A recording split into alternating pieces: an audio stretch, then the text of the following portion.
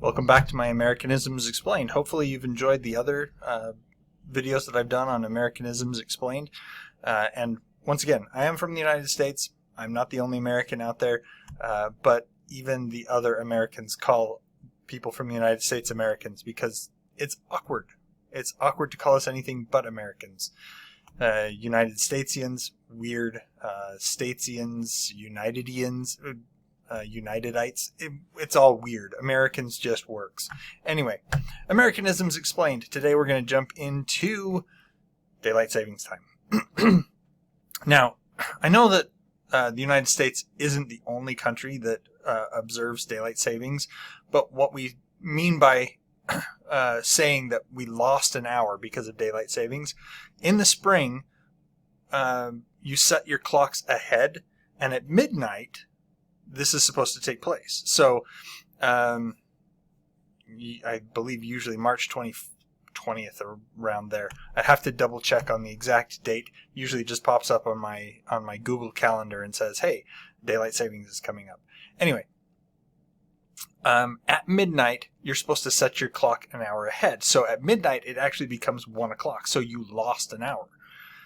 If you didn't do daylight savings time, then midnight would be midnight. And there are places, Arizona is one of the states in the United States that does not observe daylight savings time. So they never set their clocks ahead. They never set their clocks back.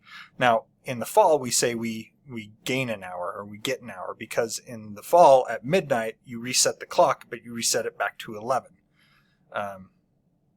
So then you're actually gaining an hour. So, I mean, you don't really lose the hour. It's still there. It's just that it's shuffled around so that you have more light when you're out doing stuff. Personally, I would love to get rid of daylight savings time. I think it's stupid.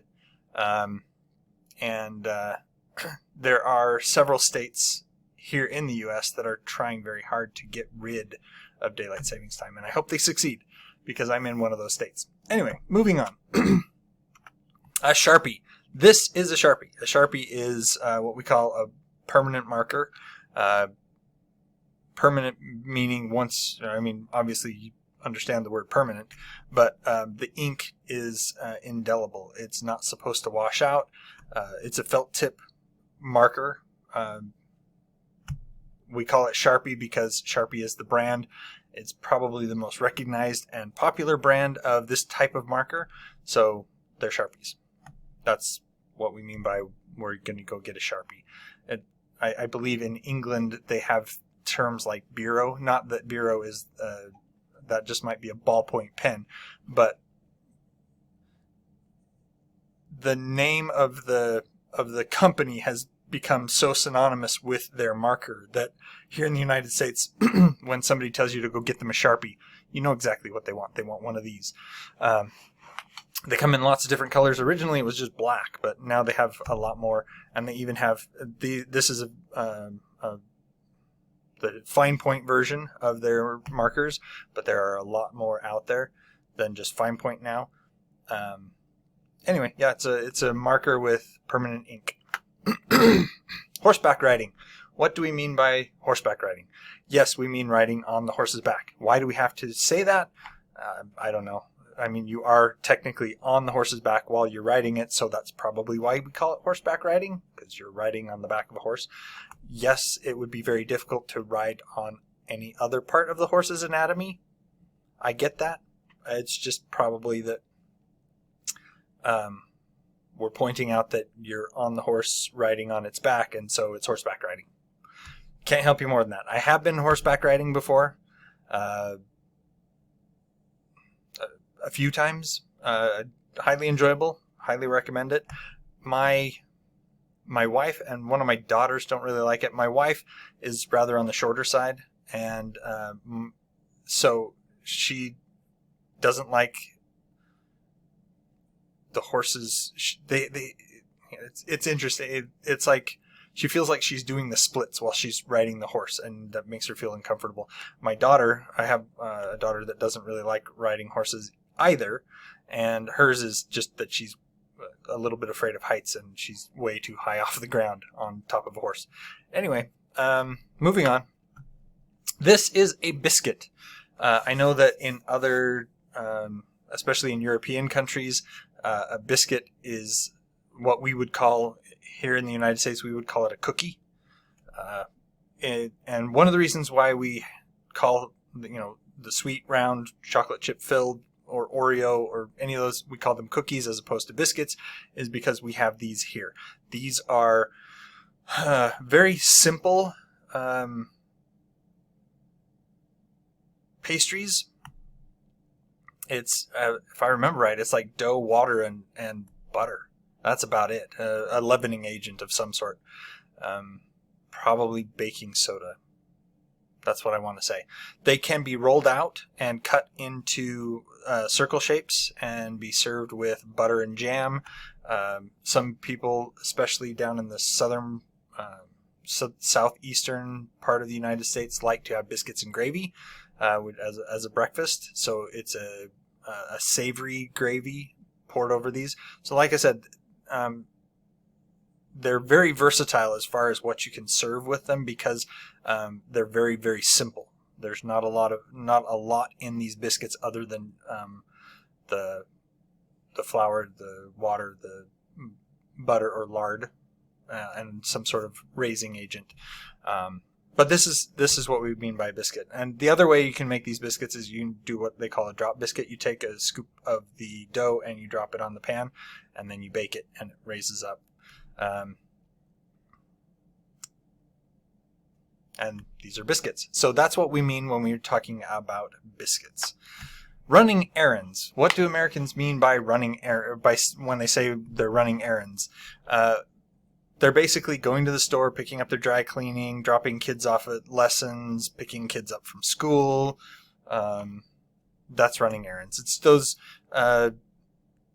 chores that you have to, say, get in your car, go down to the, you're going to go down to the grocery store. You're also going to pick up your dry cleaning or drop it off, or what have you. And you don't necessarily have to go in your car. Obviously, that's just, there's a lot of cars in the United States, a lot of drivers in the United States. I mean, if you live in a big enough city where the public transportation is, you have the metro, you have the bus service that goes practically everywhere. You can obviously do your errands using public transportation as well. It's just that, it's kind of,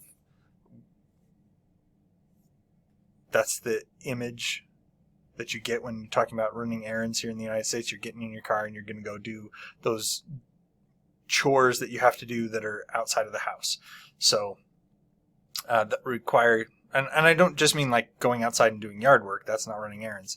Going outside of your house and your neighborhood to, say, go to the store, pick up your children, that kind of stuff. That's running errands. Dropping things off at neighbors' houses can fall into this category as well. You borrowed something from a neighbor, you're going to go now drop it back off at your neighbor's house. You ran out of eggs when you were baking, so you ran down to the neighbors and grabbed a couple from them. Now you're going to run over and pay them back, and then you're going to go do a few more things. That's running errands. That's what we mean when you hear that. All right, coffee creamer. The reason that I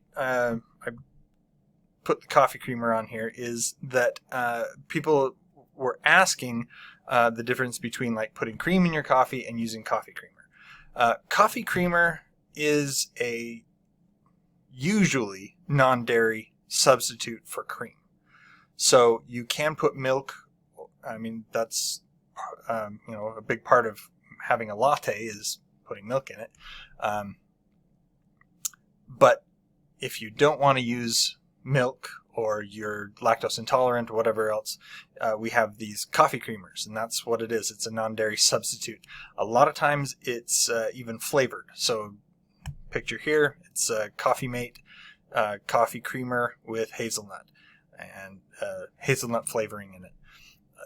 Kind of a nice thing about the coffee creamers is even if you don't drink coffee, you can still totally use these to flavor your hot chocolate, and or hot cocoa, however you prefer to term that. You can also even use it as flavoring in like cooking if you're using dairy and you want to make something non-dairy. You can throw the coffee mate in there instead. It might be a little wonky because some of these are powders, so you have to be careful with the ones that you're getting. Some of them are liquid, some of them are powders. So it's not like you can do one-to-one. You might have to go out and figure that out. But anyway, that's coffee creamer. Coffee creamer is a substitute for cream in your coffee. Spunky. What do we mean by spunky? Now, spunky is, let's see, how's the best way to put this? Spunky means you're like brave and outgoing. It has connotations of adventurousness and daring. If you think of yourself or a friend or family member, and you think that they are outgoing, they stick up for themselves, they're ready to try new things, that's spunky. That's someone who is spunky. We sometimes use the term moxie instead. Right? You got a lot of moxie. That's another kind of equivalent. So if you're more familiar with the term moxie, as I understand, that's a Yiddish term. I'm not entirely sure, but kind of equivalent here with spunky. Finals. Finals are when you're in school, you're taking a class, math class. This has more connotations with maybe college than maybe with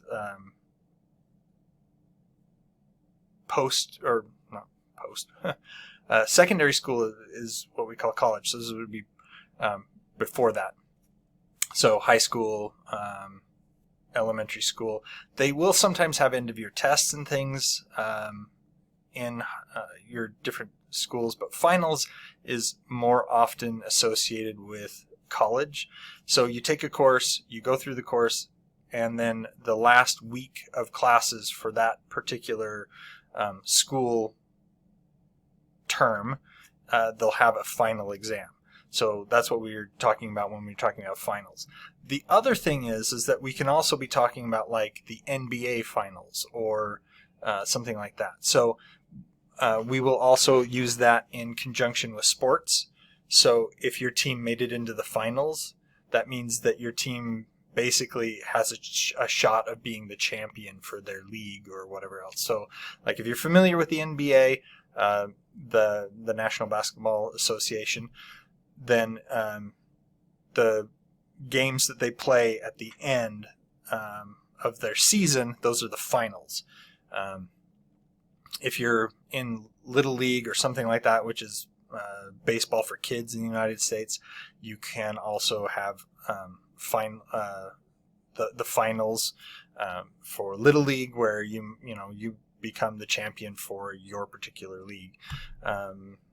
In the United States, for professional baseball, it's really not the finals, it's the World Series. So, yes, we're a little bit cocky that way. It's not like we play the Japanese, who have some, as I understand it, great baseball teams. As far as I know, the World Series is only played between the United States and sometimes Canada, if one of their teams actually, one of their, like, two professional baseball teams that are associated with the American teams actually make it into the World Series. Yeah, it's a joke. Anyway, that being said, usually finals, if somebody, you hear them talking about, oh, I got finals coming up, that's what it means. It's the final exam, the last test for a course they're taking in, say, college. Moving on. Grounded. Grounded is a punishment that parents will sometimes,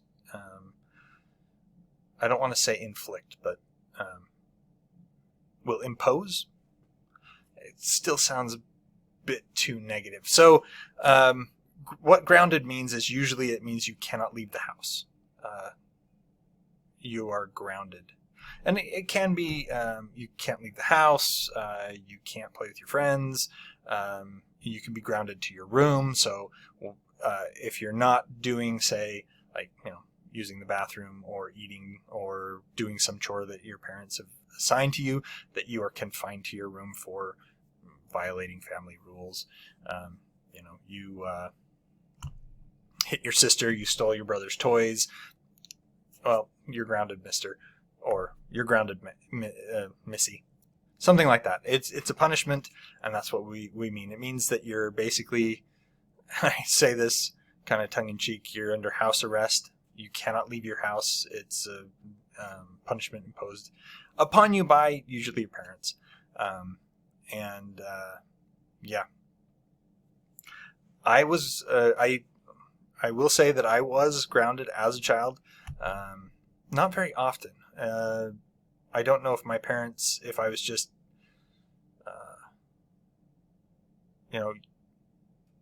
my parents just weren't interested in that type of punishment, or what happened to be the case. But I was grounded as a child. I don't use that with my children, mostly because I don't really think it works. Anyway, if it doesn't work, then don't use it. If it does work, use it. That's what it means. Just that you can't go out of the house. I'm just saying. What do Americans mean by this? Well, this is a way to, when you're talking about something, to sum up your argument. And it doesn't have to be like argument in the sense that I am combating with someone verbally or verbally sparring. It's just a way to synopsize what I'm saying. So let's say we're talking about movies. For instance, Star Wars: The Force Awakens. Pretty big movie. I found the characters, especially Rey, to be too shallow. I found the plot behind it way too close to the Star Wars: A New Hope, which is Episode 4, the one that was first released back in 1977, I want to say. I found the similarities between the plots too close. I found the threat of the First Order was not as menacing as the threat of the Empire in A New Hope. I found the Kylo Ren just was way too much of a one-dimensional character. Same with Rey, and the fact that she suddenly had all these force powers that it took Luke like 3 movies to build up to.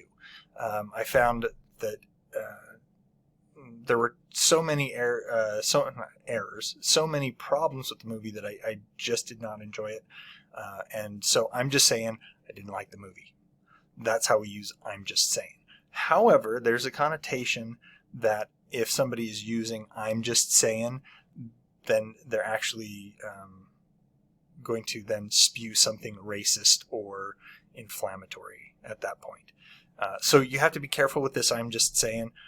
It can be used just normally, like I'm summing up my argument here, but a lot of times it's like, I'm just saying I don't like and it then becomes derogatory or inflammatory or racist at that point in time. So I'm just saying what we're meaning is we're summing up our argument there, but then a lot of times there's that connotation that what we're going to say next is a little bit racist or controversial. So hope you enjoyed the Americanisms explained today. I went a little longer than I wanted to, but I was at the end of my list, so I wanted to just go ahead with it. Anyway, if you have any more Americanisms that you'd like explained, hit me up in the comments, like and subscribe and all that, and until next time, have fun.